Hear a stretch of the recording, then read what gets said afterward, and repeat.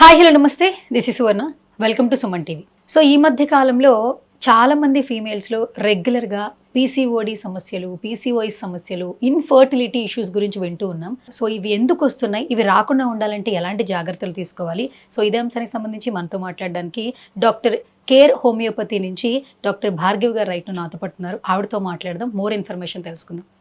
Hi Bhargavi ma'am. Hi. So ఎక్కడ చూసినా అసలు ఇప్పుడు ఏంటంటే ప్రతి ఫీమేల్స్లో కూడా ఏజ్తో సంబంధం లేదు, ప్రతి ఒక్కరిలో కూడా పీసీఓఎస్ ప్రాబ్లమ్స్ చూస్తూ ఉన్నాము.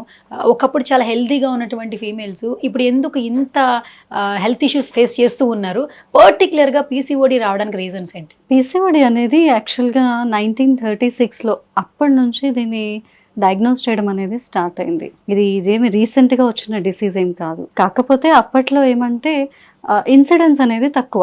అంటే అప్పట్లో ఒక 100 మందిలో ఒకళ్ళకు ఉంటే ఇప్పుడు బిట్వీన్ 5% to 26% ఆఫ్ రిప్రొడక్టివ్ ఏజ్లో ఉన్న ఫీమేల్కి పీసీఓఎస్ అనేది కనిపిస్తుంది. సో పీసీఓడి వేరు, పీసీఓఎస్ వేరు.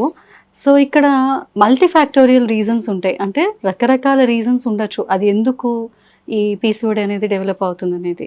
ఒక్కటి వచ్చేసి వాళ్ళ జెనెటిక్ హిస్టరీ ఉండొచ్చు. అంటే క్లోజ్ అంటే ఫస్ట్ డిగ్రీ రిలేటివ్స్లో వాళ్ళకి పీసీఓడి కానివ్వండి, హార్మోన్ ఇంబ్యాలెన్స్ ఉంటే అది నెక్స్ట్ జనరేషన్ వాళ్ళకి ఇమీడియట్గా ఎఫెక్ట్ అయ్యే ఛాన్సెస్ ఉంటాయి. ఫ్యామిలీ హిస్టరీ అనేది మెయిన్ పర్పస్ అనమాట. అయితే one of the main reason ఉండొచ్చు. అండ్ సెకండ్ వచ్చేసి ఎన్వైరన్మెంటల్ ఫ్యాక్టర్స్ ఉంటాయి. సో ఎన్వైరన్మెంటల్ ఫ్యాక్టర్స్లో వచ్చేసి వాళ్ళ లైఫ్ స్టైల్ ఉండొచ్చు, మెటబాలిక్ డిజార్డర్స్ ఉండొచ్చు, అంటే కోమార్బిడిటీస్. వాళ్ళకి ఓన్లీ పీసీఓఎస్ ఒక్కటే కాదు, దాంతోపాటు వాళ్ళకి ఇంతకుముందే థైరాయిడ్ ఉండి ఉండొచ్చు, లేకపోతే ఫ్యామిలీలో స్ట్రాంగ్ డయాబెటీస్ ఉండి ఉండొచ్చు, ఇంకేదైనా అదర్ కండిషన్స్ ఉండొచ్చు. దాని బయోసింథసిస్గా అంటే ఒక డిసీజ్ని డిఫెన్స్ చేసుకుంటూ బాడీ ఆ హార్మోనల్ ఇంబ్యాలెన్స్ వల్ల లేటర్ వాళ్ళకి పీసీఓడి కూడా డెవలప్ అయ్యే ఛాన్సెస్ ఎక్కువగా ఉంటాయి. అందువల్ల ఈ మధ్యన మనకి అవి ఎక్కువ కనిపిస్తున్నాయి. చాలా మంది డిస్కస్ చేస్తున్న విషయం ఏంటంటే మ్యామ్, లైఫ్ స్టైల్ అనేది ప్రధాన కారణంగా చూపిస్తున్నారు, ఫుడ్ హ్యాబిట్స్ అనేది కూడా చెప్తున్నారు. కానీ ఇప్పుడు 18 నుంచి ఉన్న వాళ్ళకి కూడా పీసీఓడి ఎక్కువ చూస్తున్నాం. అంటే వాళ్ళకి ఇర్రెగ్యులర్ పీరియడ్స్ వల్ల గైనకాలజిస్ట్ని కలవడము, ఓవర్ వెయిట్ అయిపోవడము, స్ట్రెస్ లెవెల్స్ ఎక్కువైపోవడము, ఇవన్నీ చెప్తూ ఉంటుంటే ఈ ఏజ్లోనే అంటే 18 ఏజ్లోనే ఇన్ని సమస్యలు ఫేస్ చేస్తే రేపు వాళ్ళ తర్వాత ఏజ్ పెరిగే కొద్దీ ఇంకా చాలా ఇష్యూస్ ఫేస్ చేస్తూ ఉన్నారు రైట్ నో. తర్వాత ప్రెగ్నెన్సీకి ఇష్యూ ఉంటుంది అంటారు, పీసీఓడి వస్తేనే ప్రెగ్నెన్సీ అనేది కష్టం అంటారు.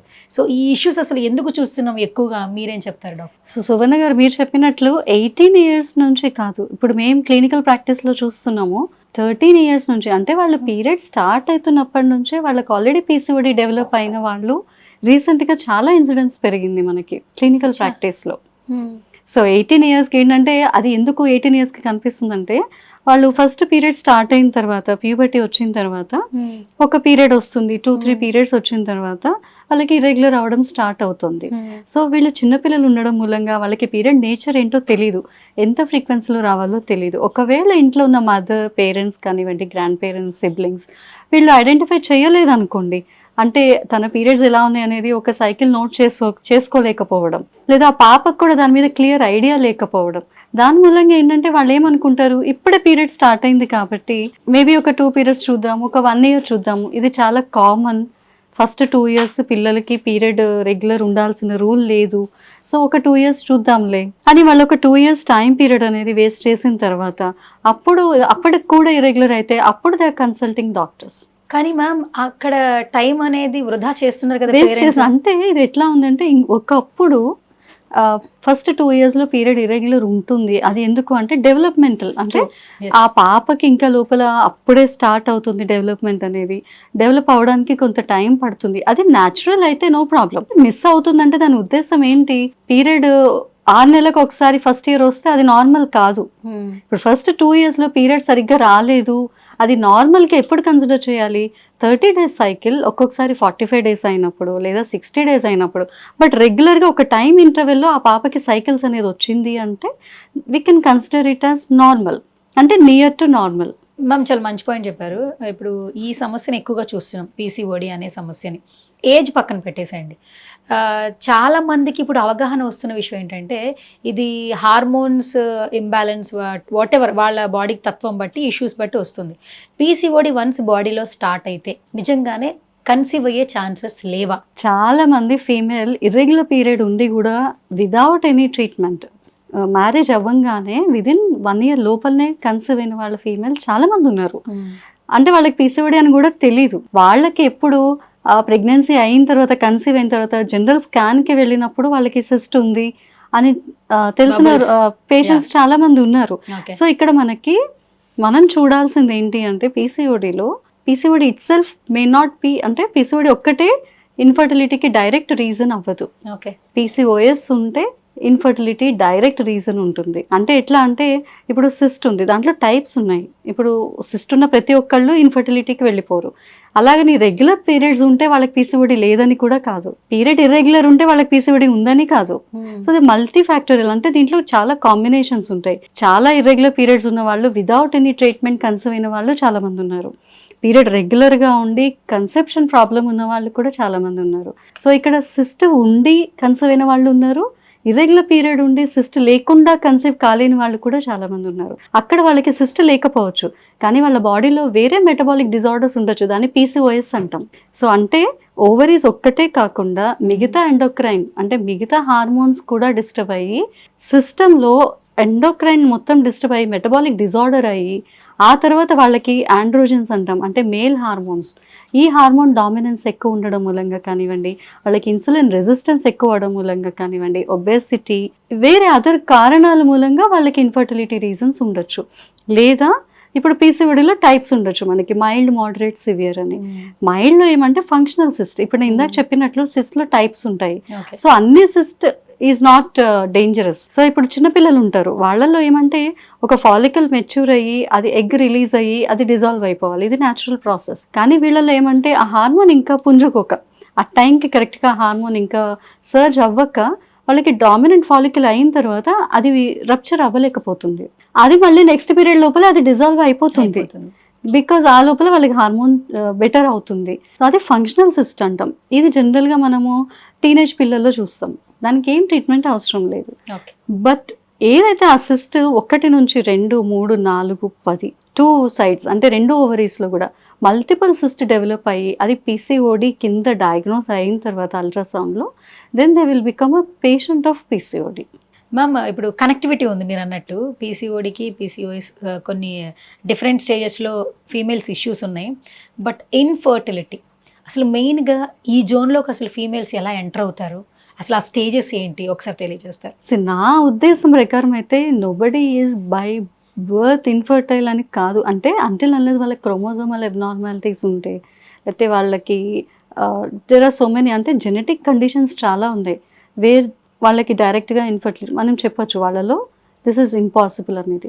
ఎవరికి అంటే యూటరస్, వాళ్ళకి పుట్టుకతోనే ఇన్ఫాంటైల్ యూటరస్ ఉండడం, అంటే చిన్న పిల్లలు ఎలా అయితే యూటరస్ ఓవరీస్ ఉంటాయి, వాళ్ళు అడల్ట్ అయినా కూడా ఆ యూటరస్ సైజ్ అంతే ఉండడం, ఆ యూటరస్ సైజ్ పెరగకపోవడం, ఓవరీ మెచ్యూర్ అవ్వకపోవడం, ఇవి మెయిన్ రీజన్స్ ఉండొచ్చు. అంటే బై బర్త్ అంటే వాళ్ళకి జెనెటిక్గా కండిషన్స్ రావడం, లేదు అంటే వాళ్ళకి యూటరస్లో మధ్యలో సెప్టమ్ రావడం, బైకార్నివేట్ యూటరస్ అంటాం, లేదంటే ఓవరీస్లో ఫాలికల్స్ నంబర్ తక్కువ ఉండడం, ఇంకా అదర్ రీజన్స్, వీటిల మూలంగా వాళ్ళకి ఇన్ఫర్టిలిటీ రావచ్చు. But PCOD leading to infertility అది ఎప్పుడు జరుగుతుంది అంటే, పీసీఓడి స్టార్ట్ అవ్వగానే వెంటనే వాళ్ళలో ఆండ్రోజన్ అనేది ఎక్కువ ఉండదు. మనం నార్మల్గా పీసీఓడి పేషెంట్స్లో వాళ్ళకి హార్మోనల్ మొత్తం టెస్ట్ చేపిస్తే వాళ్ళ హార్మోన్స్ అన్నీ నార్మలే కనిపిస్తాయి.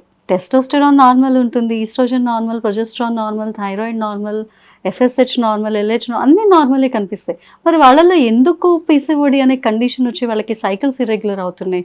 మరి బ్లడ్లో అంతా కెమిస్ట్రీ నార్మలే ఉంది, మరి ఎందుకు ఫంక్షనల్గా అది కావట్లేదు? అంటే వాళ్ళలో ఇప్పుడు మనకి రిసోర్సెస్ ఉన్నాయనుకుందాం, సపోజ్ మీకు ఒక పని చేయడానికి ఒక 10 మంది ఉన్నారు, ఈ 10 మంది ఉన్నారు బట్ పని కావట్లేదు అంటే ఏంటి అర్థం? ఈ 10 మంది వాళ్ళ డ్యూటీ వాళ్ళు సరిగ్గా చేయట్లేదు. కానీ లెక్క చూస్తే మనకు కావాల్సిన రిసోర్స్ ఉంది, 10 members ఉన్నారు, but work is not yet been done. అంటే ఆ వర్క్ జరగట్లేదు అంటే అక్కడ వీళ్ళు పని చేయట్లేదు.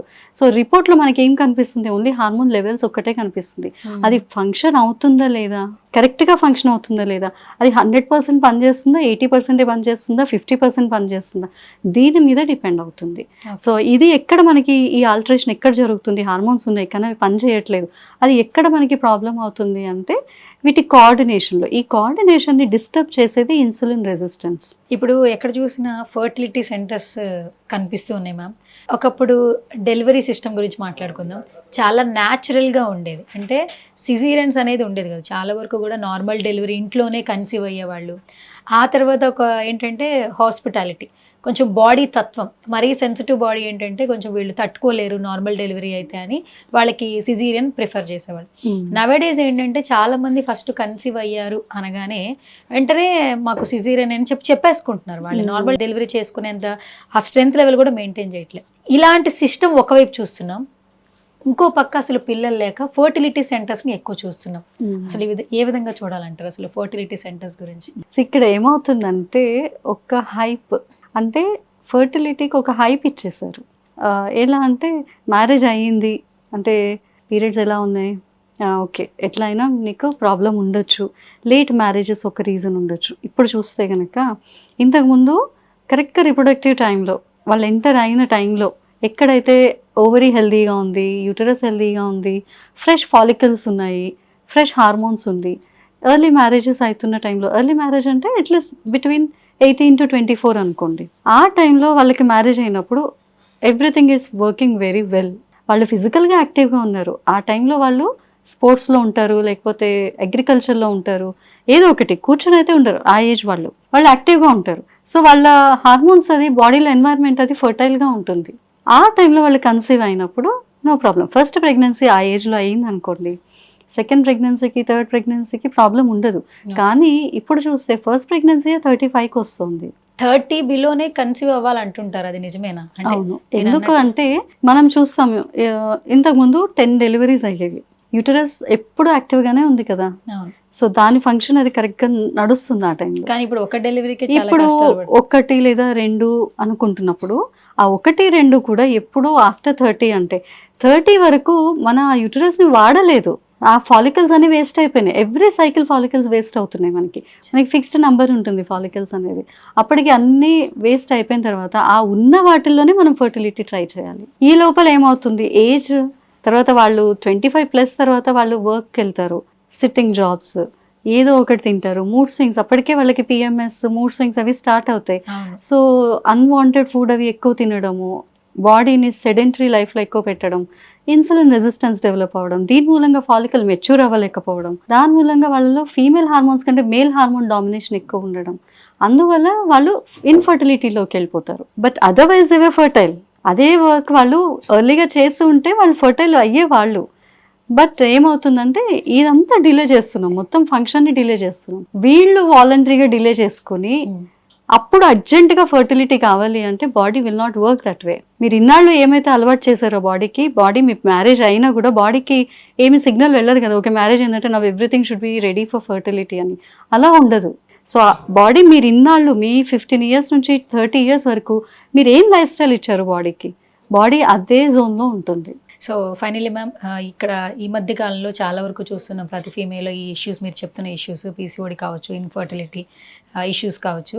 సో మన డాక్టర్ కేర్ హోమియోపతిలో ఇలాంటి ఇష్యూతో బాధపడే వాళ్ళకి ఎలాంటి సక్సెస్ రేట్ ఉంటుంది, ఫైనల్గా ఏం చెప్తారు?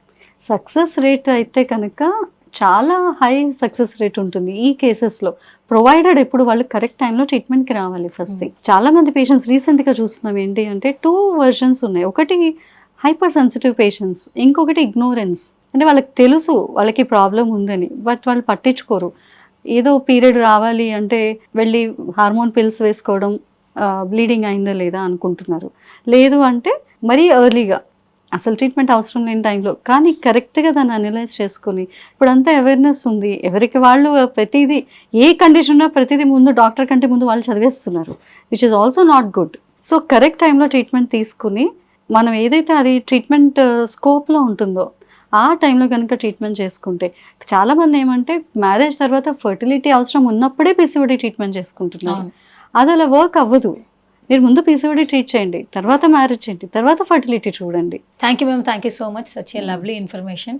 అండ్ ఈ వీడియోతో ఎవరైతే ఈ సమస్యలతో బాధపడుతున్నారో వాళ్ళకి ఖచ్చితంగా ఒక పరిష్కార మార్గం అయితే తెలుస్తుందని నాకు అనిపిస్తుంది. Thank you so much once again. Thank you సుగంధ. ఎస్ గైస్, చూస్తున్నారు కదా, పీసీఓడి ఇష్యూస్ కావచ్చు, ఇన్ఫర్టిలిటీ ఇష్యూస్ కావచ్చు, ఎవరైతే ఫీమేల్స్లో ఎక్కువగా చూస్తున్నారో ప్రతి ఒక్కరు కూడా గైనకాలజిస్ట్ దగ్గరికి వెళ్తున్నారు, బ్లడ్ టెస్ట్ చేయించుకుంటున్నారు. ఆ టెస్ట్లతోనే మీరు ఆ సొల్యూషన్ వచ్చేస్తుంది అనుకుంటున్నారు. బట్ ఫ్యూచర్లో ఇంకెలాంటి ప్రాబ్లం రాకుండా జీరో రిజల్ట్ రావాలి అంటే చాలామంది ఏంటంటే ఒక ప్రాబ్లం వచ్చినప్పుడు ఖచ్చితంగా మాకు ఇంక ప్రాబ్లం రావద్దు అంటే సక్సెస్ రేట్ ఎక్కువ కనిపించాలనుకుంటూ ఉంటారు. సో ఈ ఇష్యూకి సంబంధించి మంచిగా పరిష్కార మార్గాలు కావాలనుకుంటే కనుక స్క్రీన్ మీద స్క్రోల్ అవుతున్న నెంబర్స్కి కాల్ చేయండి. ఒకసారి డాక్టర్ కేర్ హోమియోపతి సెంటర్ని విజిట్ చేయండి. సో ఇది వాళ్ళ special video. This is Suvarna signing off.